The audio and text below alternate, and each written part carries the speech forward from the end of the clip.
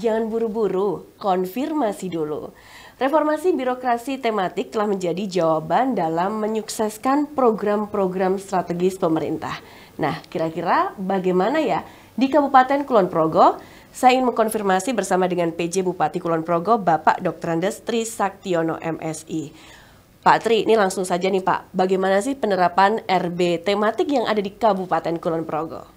Ya Mbak Deka, untuk reformasi birokrasi tematik di Kabupaten Kulon Progo, ini tema sentralnya memang masih pada masalah kemiskinan. Memang dari sisi persentase penduduk miskin, persentase ya. Ini Kabupaten Kulon Progo masih tertinggi di DIY. Di tahun 2021 itu angkanya 18% lebih, dan alhamdulillah walaupun masih juga tertinggi, tapi tahun 2022 sudah menjadi 16, sekian persen, turun 2%. Namun demikian, Kulon Progo persentasenya tertinggi, tapi jumlah miskinnya tidak tertinggi di DIY, karena memang jumlah penduduknya relatif kecil dibanding kabupaten dan yang lainnya. Namun demikian, oleh Kementerian PAN dan RB ini dijadikan piloting untuk pengentasan kemiskinan supaya penduduk miskinnya tetap dapat kemudian turun, dan kita berharap tidak ada penduduk miskin lagi di Kulon Progo. Seperti itu. Nah, ini kita juga pengen tahu nih Pak, terobosan-terobosan apa sih yang mungkin juga sudah dilakukan atau mungkin yang akan nantinya dilakukan? Ya, jadi ada 3 hal besar yang harus kita lakukan untuk menanggulangi kemiskinan, menurunkan angka kemiskinan. Yang pertama tentu kita perlu validasi data. Siapa si miskin itu, namanya siapa, alamatnya di mana, mengapa dia miskin. Indikator perlu. Miskin pun juga nanti harus dicantumkan juga Pak, atau bagaimana? Kalau saat ini indikator yang diterapkan oleh BPS sebagai otoritas statistik di negara kita, itu indikatornya adalah pengeluaran. Berapa rupiah yang dikeluarkan oleh setiap orang. Itu tiap bulannya? Kira-kira Rp400.000 tiap bulannya per orang. Kalau kurang dari itu dianggap sebagai penduduk miskin. Jadi kalau keluarga jumlahnya 5, kira-kira ya 4 kali 5 lah. Pendapatan dari keluarga, pengeluaran bukan pendapatan, pengeluaran baik untuk makanan ataupun mungkin bukan makanan. Kalau makanan jelas ya, kalau bukan makanan termasuk pendidikan dan sebagainya, kesehatan dan sebagainya, itu pengeluaran bukan makanan, sewa rumah dan sebagainya, itu diukur per kapita sekitar Rp400.000 lebih ya. Kalau di bawah itu dianggap miskin, walaupun mungkin pendapatannya lebih dari itu. Tapi yang diukur adalah pengeluarannya. Walaupun dia punya aset yang besar, punya rumah, punya pekarangan, punya ternak, punya sawah, tapi kalau pengeluarannya kurang dari yang ditentukan, itu dianggap miskin. Itu kriteria yang dari BPS seperti itu. Setelah validasi data, apa lagi Pak yang harus dilakukan? Ketika sudah kita validasi siapa orangnya, penyebab miskinnya apa, kita juga akan memberikan pengurangan beban bagi si miskin. Baik beban untuk keperluan kesehatan, beban untuk keperluan pendidikan dan sebagainya. Seperti misalnya Kabupaten Kulon Progo mendapat apresiasi yang luar biasa dari BPJS Ketenagakerjaan. Misalnya perhatian kita tidak saja kepada pekerja-pekerja formal yang ada di pabrik-pabrik dan sebagainya, tapi sampai penderes. Penderes tahu Mbak? Penderes itu yang memanjat nira. Itu kalau sesuatu terjadi yang kurang mengenakan bagi penderes, Pemda yang tanggung jawab. Sampai sebegitunya ya Pak ya. Padahal dia kan tidak tercatat sebagai pegawai mana gitu.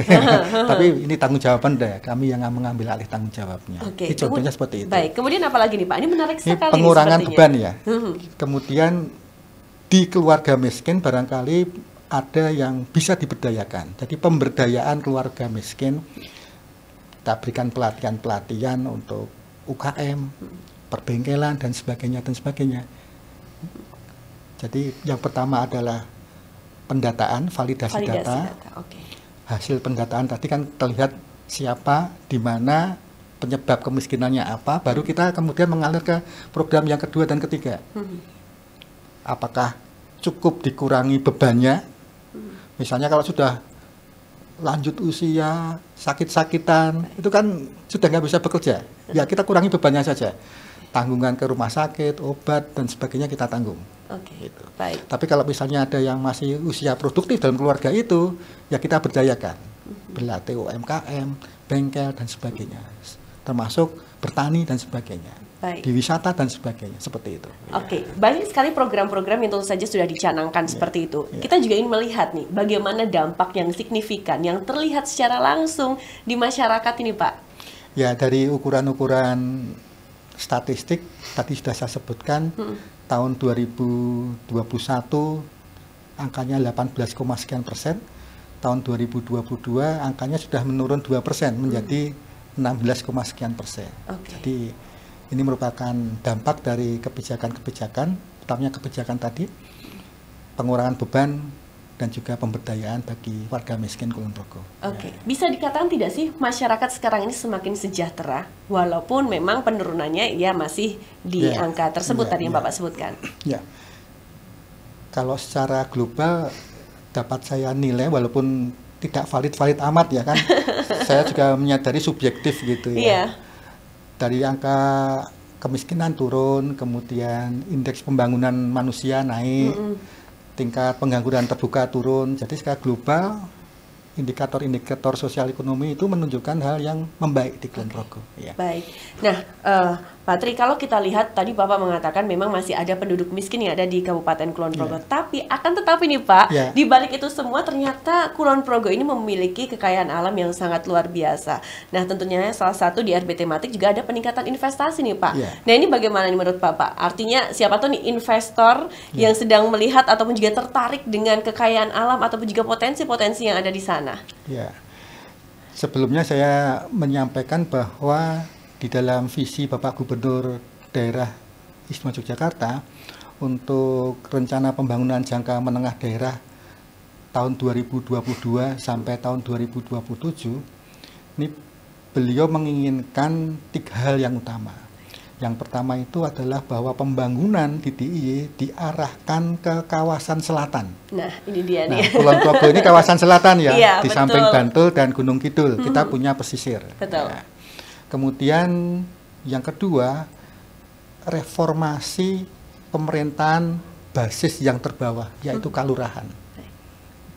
Dan yang ketiga, manfaatkan kekuatan budaya, manfaatkan kekuatan ilmu pengetahuan teknologi, inovasi termasuk IT. Ya. 3 hal itu yang akan kita jadikan semacam apa ya, kalau drone itu baling-baling, ada 3 baling-balingnya kan drone untuk mengangkat Kulon Progo. Ya, Oke. Keuntungan apa nih Pak yang mungkin nanti investor bisa dapatkan dengan berinvestasi di Kulon Progo? Peluangnya masih sangat banyak, terbuka luas, dan ini perlu cepat-cepat investor supaya nanti tidak ketinggalan dengan investor yang lainnya. Kenapa nih harus cepat-cepat gitu Pak? Kita punya bandar udara internasional, betul, yang bisa didarati oleh pesawat terbesar dan terberat di dunia. Ini tidak ada di Adi Sucipto apalagi ya, di Semarang nggak ada, di Jakarta pun enggak, di Surabaya pun enggak. Jadi untuk pesawat kargo terbesar dan terberat di dunia itu di Jawa barangkali hanya bisa landing dengan baik dan terbang dengan baik dari Kulon Progo. Beberapa kali pesawat terbesar dari Rusia, Antonov, ngangkut kabel seberat 200 ton itu selamat mendarat di Kulon Progo, dan itu untuk kepentingan Jawa Timur. Jadi bandar udara di Kulon Progo itu terlalu kecil kalau untuk hanya Kulon Progo. Terlalu kecil kalau hanya untuk DIY. Harus dimanfaatkan oleh kawasan Jawa Selatan, baik itu Jawa Tengah Selatan maupun Jawa Timur sisi selatan barat dan Jawa Barat sisi timur itu bisa memanfaatkan Bandara Kulon Progo dengan lebih efisien. Seperti itu. Baik untuk penumpang maupun untuk kargo barang, ekspor maupun impor. Baik. Jadi ini memang kesempatan yang sangat terbuka yang sangat luas sekali ya untuk para investor. Tapi begini nih Pak Tri, terkadang tuh yang ditakutkan adalah pemerintah kabupaten tidak memberikan kemudahan-kemudahan bagi para investor untuk berinvestasi. Benar nggak sih Pak? Kita punya mall pelayanan publik dan kita siap dengan OSS, baik investor tingkat kakap maupun tingkat dalam tanda kutip teri kita layani dengan sebaik-baiknya. Kalau tingkat kakap kan sudah tahu, paham seperti apa potensi-potensi mereka lebih paham. Kemudian juga menguasai IT. Yang tingkat investor pemula barangkali daftar aja takut. Nah, yang takut ini kita ajak, kita bimbing, termasuk untuk mendapatkan NIB, nomor induk berusaha. Ya, kalau yang kakap-kakap pasti sudah punya lebih dari itu ya. Kalau yang masih baru-baru kita bimbing lah untuk nomor malah induk berusaha. Malah memberikan bimbingan juga ya bagi para investor yang baru ya. Dan kita berikan kopi lah kalau sambil menunggu. Gitu. 5 menit, 10 menit sudah jadi. Baik. Ini kan sangat menarik sekali RB. Tematik ini sudah dilakukan. Ini tentu saja pasti ada jalan yang tidak mulus Pak, ada terjal seperti itu yang terjadi. Ada tidak sih mungkin kendala yang dihadapi oleh pemerintah kabupaten itu sendiri Pak? Ya tentu kadang-kadang beberapa masyarakat ini kalau ada istilah investasi itu masih agak ngeri-ngeri sedap gitu ya. Kenapa bisa ngeri-ngeri sedap? Dianggap merupakan saingan dari bisnis kecil-kecilan mereka dan sebagainya. Dan ini tentu kita ingin menyampaikan bahwa kolaborasi itu penting zaman sekarang. Jadi kalau bersaing itu kan hukum rimba ya. Kalau kolaborasi itu hukum peradaban manusia. Jadi kita berkolaborasi dalam semangat kesetaraan. Dengan berkolaborasi kita bisa makmur bareng. Beda dengan bersaing. Kalau bersaing itu kan siapa yang untung, siapa yang buntung. Kita berkolaborasi. Dan pemerintah daerah mengambil peran di situ agar supaya kolaborasinya itu dalam keseimbangan, tidak berat sebelah seperti itu. Tapi gini Pak, kolaborasi ini antar siapa saja nih? Hanya pemerintah daerah dengan investor atau mungkin masyarakat juga dilibatkan nih? Kan pengennya juga dilibatkan juga dong Pak. Justru lebih pada masyarakat dan investor. Fungsi pemerintah daerah hanya selaku katalisator saja, hanya selaku jembatan penghubung saja, seperti itu. Jadi lebih ke B2B, bisnis ke bisnis, masyarakat ke bisnis, seperti itu. Baik, ini artinya kan nanti juga akan memberikan satu dampak terhadap masyarakat. Nah, ini apa nih dampak yang mungkin bisa dirasakan secara langsung ataupun juga mungkin dampak positif lah yang bisa mereka rasakan? Mungkin dari taraf hidup yang semakin naik atau bagaimana nih Pak? Nah, itu jawabannya sudah disebutkan. Taraf hidup yang semakin naik. Dan ini ukuran kesejahteraan tidak hanya kesejahteraan materi tapi juga kesejahteraan batinnya. Sehingga usaha-usaha yang dilakukan tentu harus sustain dan eling karo Gusti Allah. Artinya eling karo Gusti Allah yang nyata itu rasa merusak alam. Jadi bisa saja ada usaha yang dalam waktu cepat bisa mendatangkan duit banyak tapi merusak alam. Nah, itu kita tidak ingin ada usaha semacam itu. Seperti itu. Jadi lahir batin harus sejahtera. Baik. Program-program yang mungkin nanti akan dicanangkan di tahun 2023 ini apa saja sih Pak? Ya, sudah ada program-program.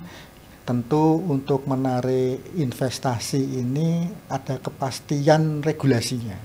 Misalnya? Ada beberapa peraturan bupati yang kita keluarkan. Kemudian kalau ada investor yang masuk, itu batas maksimal kami melayani berapa hari itu ada. Kemudian juga tata ruangnya, di mana investasi bisa diletakkan, kita jamin tata ruangnya. Ya. Di samping juga kami siapkan juga mentalitas masyarakat supaya lebih ramah terhadap investasi seperti itu. Baik, yang paling potensial kita berinvestasi di Kabupaten Kulon Progo ini apa? Dari ekonomi primer, juga potensial. Kami punya lahan sawah yang sangat-sangat luas, lahan pertanian yang sangat-sangat luas, dan saat ini masih dikerjakan ke pertanian tradisional manual. Nah, kalau ada investasi memodernisir pertanian milenial begitu, nah ini manfaat dan keuntungannya saya yakin sangat besar. Ya. Itu yang sektor tersier. Yang sektor sekunder, kita sudah punya kawasan peruntukan industri di Sentolo. Ini industri-industri, tentu saja saya pesan juga industri yang ramah lingkungan. Baik. Kemudian industri ini harus padat teknologi. Kalaupun tidak padat teknologi, harus padat seni. Bagaimana itu? Padat teknologi, padat seni? Nah, misalnya ke karpet yang kita miliki ini, ini mungkin teknologi tidak padat. Tapi seni budayanya padat, sehingga nilai tambahnya tinggi. Buatan Kulon Progo loh, Pak. Buatan Kulon Progo. Ini contohnya saja seperti iya, itu. Memang. Ya, jadi mungkin tidak padat teknologi tapi padat seni. Tidak padat seni tapi padat teknologi, atau padat dua-duanya. Ini untuk mengejar nilai tambah yang setinggi-tingginya di Kabupaten Kulon Progo. Karena dari sisi luasan kawasan yang kita siapkan untuk kawasan industri, itu kan tidak seluas yang di daerah Cakung atau di mana gitu ya. Sehingga skala-skala ini yang kita mainkan supaya nilai tambahnya kita dapat yang tertinggi. Ya. Tapi memang pusat untuk industri memang akan dipusatkan di Sentolo saja begitu? Di Sentolo, ya di Sentolo. Untuk kawasan industrinya di Sentolo. Itu yang sektor sekunder. Ada sektor ekonomi tersier. Ini perdagangan, jasa-jasa, jasa perbankan bisa masuk, perdagangan umum juga bisa masuk, perhotelan bisa masuk, pariwisata yang lain bisa masuk di sektor tersier ini. Dan kita akan mix ketiga-tiganya supaya sektor primer ini bisa menerima manfaat nilai tambah baik dari sektor sekunder maupun tersiernya. Sebagai contoh misalnya begini, Mbak, kalau benar-benar murni sektor primer, petani menjual beras, kan pada proses 3-4 bulan. Per kilonya sudah jelas, kalau beras mungkin hanya 5.000, 6.000 rupiah. Gabah maksud saya, kalau jadi beras mungkin 8.000, 9.000 rupiah per kilonya. Tergantung jenisnya juga ya, Pak? Jenisnya itu. Tapi misalnya kemudian beras itu di-branding menjadi beras organik Kulon Progo yang menyehatkan. Wah. Nah, ini kan sudah mulai ke gaya hidup. Nah, ini mulai bisa naik, mungkin bisa 20.000 rupiah, ya, 2 kali lipatnya. Atau yang dijual tidak hanya berasnya, tapi proses bertaninya. Ngajari macul. 1 jam belajar macul pada petani. Ngajari ngeluku misalnya. Misalnya seperti itu. Jadi proses-proses di sektor sektor primer ini pun bisa diangkat menjadi ke sektor tersier, ke pariwisataan. Dan nilainya akan bertambah tinggi. Ya. Yang juga contohnya seperti nantinya itu. akan diprioritaskan untuk pengembangan kawasan yang ada di Kabupaten Kulon Progo apa nih, Pak? Ya, kita kan punya katakanlah Kulon Progo itu sisi selatan pantai. Betul. Kalau pariwisata pantai kita mampulah untuk mass tourism, ada turis yang datang banyak, kemudian pakai bis-bis besar itu bisa di pantai selatan maupun di kota Kulon Progo bisa. Baik. Memungkinkan. Tapi akan disulap nggak sih kayak misalnya jadi kayak semacam Bali begitu? Ya tentu dengan kearifan lokal kita. Oh iya pasti ya. Agar supaya eksklusivitas Bali itu, dalam arti eksklusivitas itu masyarakat umum nggak bisa mengakses ya. Seperti misalnya hampir seluruh pantai itu dimiliki oleh privat-privat kan, kita nggak ingin seperti itu. Ada wilayah publik yang harus kita tetap buka. Itu yang wilayah selatan. Yang wilayah utara ini terus terang saja wisatanya harus kita arahkan ke quality tourism. Kualitas yang harus kita pentingkan. Bis-bis besar tentu tidak bisa ke pelosok-pelosok pegunungan di utara. Selain membahayakan, juga nanti daya dukung alamnya tidak sesuai, tidak bisa sustain untuk wisata yang mass tourism. Sehingga solusinya apa nih kalau ya solusinya adalah wisata minat khusus. Yang datang sedikit tapi duitnya banyak. Nah kayak gitu. Ya, Pak? Iya. Kalau yang selatan itu mungkin yang datang banyak, duitnya biasa-biasa saja boleh lah. Yang di selatan karena daya dukung alamnya cukup. Tapi yang di utara harus kita limitasi. Minat khusus yang datang nggak usah banyak-banyak, tapi belanjanya banyak. Seperti untuk komunitas-komunitas penggemar otomotif, komunitas lari, komunitas bersepeda. Itu kan biasanya naik sepeda tapi harganya seperti mobil. Iya, itu yang eksklusif begitu ya, duitnya banyak. Mbak-mbak itu kan sekarang lebih senang melihat pria yang naik sepeda harganya seperti mobil daripada naik mobil harganya seperti sepeda. Iya kan Mbak? Iya, tahu aja nih Pak. Contohnya seperti itu. Iya. Oke, baik. Kemudian pengembangan di sektor apa lagi nih Pak? Ini kan memang selain wisata yang ya sudah tidak bisa kita pungkiri sangat luar biasa sekali untuk potensi yang ada di sana. Kami juga selain untuk memberikan pelayanan yang lebih baik di bidang kesehatan, kesehatan ini akan menjadi ikonik di Kulon Progo karena kita punya rumah sakit bertaraf internasional. Yang peralatan dokter maupun kemampuannya itu lebih dari cukup hanya untuk melayani Kulon Progo, sehingga rumah sakit Wates ini kita arahkan juga untuk melayani masyarakat di luar Kulon Progo, termasuk nanti untuk wisatawan asing yang memerlukan pelayanan kesehatan baik untuk pengobatan ataupun untuk healing. Jadi udah sehat tapi pengen sehat lagi gitu. Seperti itu. Kita arahkan seperti itu. Nah, Pak Tri, kalau sekarang ini kan adanya perkembangan teknologi dan juga zaman, ini tentu saja tuntutan kan banyak sekali. Ini khususnya di digitalisasi administrasi yang ada di pemerintah daerah, ini khususnya di Kabupaten Kulon Progo. Apa yang mungkin juga sudah dilakukan ini khususnya yang ada di sana nih Pak? Ya, untuk di tingkat kabupaten tentu untuk pelayanan digitalisasi kita surat-suratan tuh sudah nggak pakai kertas lagi. Tanda tangan juga sudah elektronik seperti itu. Kemudian untuk pelayanan masyarakat ada sistem informasi kependudukan. Kalau hanya ngurus masalah-masalah KTP, kemudian KK dan sebagainya, surat kematian dan sebagainya, bisa melalui aplikasi-aplikasi yang kita gunakan. Lebih modern ya? Lebih modern. Ya? Kemudian untuk pelayanan kesehatan ada fasilitasi, nama aplikasinya itu Bumilku, Ibu Hamil Kulon Progo. Jadi seluruh ibu hamil itu saya tahu rumahnya di mana, hamilnya seperti apa, resiko tinggi atau tidak. Itu kita semuanya tahu. Ada di aplikasi tersebut, ada di aplikasi Pak. tersebut, sehingga kita bisa menangani ketika terjadi keluhan-keluhan yang membahayakan, sehingga kita bisa menurunkan tingkat risiko dari ibu-ibu yang hamil itu. Contohnya seperti itu. Kemudian sampai ke tingkat terbawah, pemerintah kelurahan, seluruhnya sudah terhubung melalui e-government. Dan tentu di kelurahan pasti ada hotspotnya yang bisa digunakan oleh masyarakat.